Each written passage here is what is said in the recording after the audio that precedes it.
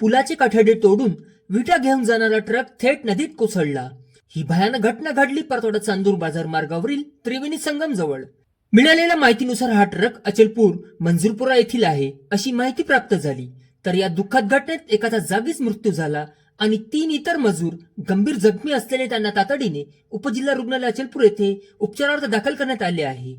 5 जूनच्या सकाळची ही दुःखद घटना वाऱ्यासारखी जुळ्या नगरीत पसरताच प्रशासनाच्या वतीने रेस्क्यू सुरू करण्यात आले आहे।